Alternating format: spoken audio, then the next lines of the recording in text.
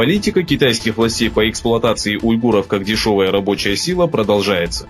По сообщениям агентства «Казах-Хабар», жители Восточного Туркестана, работающие в китайской компании по производству перчаток, раз в несколько месяцев получают всего $50.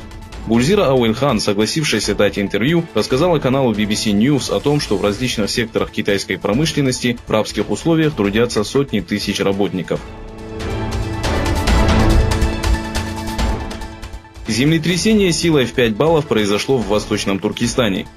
Согласно данным Китайского центра по мониторингу землетрясений, толчки произошли в провинции Аксу на глубине 11 километров. Информация о раненых и погибших отсутствует. Прибыль ведущих промышленных компаний Китая за первые 9 месяцев года упала на 2,1%.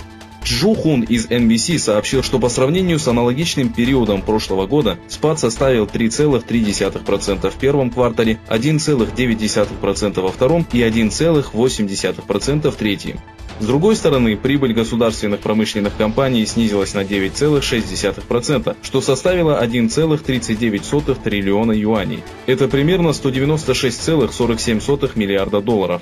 В свою очередь, прибыль частных промышленных компаний за первые 9 месяцев увеличилась на 5,4%, составив 1,26 триллиона юаней. Между полицией Гонконга и демонстрантами, вышедшими на улицы города в знак протеста против полиции, использующей силу для подавления акций, произошла драка. Полиция применила слезоточивый газ для разгона группы, назвавшей правоохранителей гангстерами.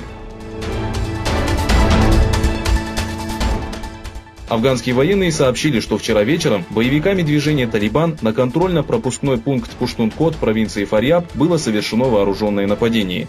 По меньшей мере 53 боевика было обезврежено в ходе перестрелки, продолжавшейся несколько часов. 27 октября президент США Дональд Трамп официально подтвердил известие о смерти лидера ИГИЛ Абу Бакра аль-Багдади. В прямом эфире из Белого дома Трамп объявил, что Багдади был убит в ходе операции, организованной американскими вооруженными силами.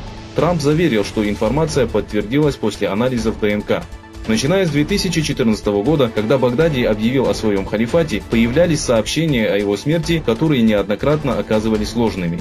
Официальный представитель Минобороны России Коношенков заявил, что они скептически относятся к заявлениям, касающимся операции по уничтожению главаря ИГИЛ.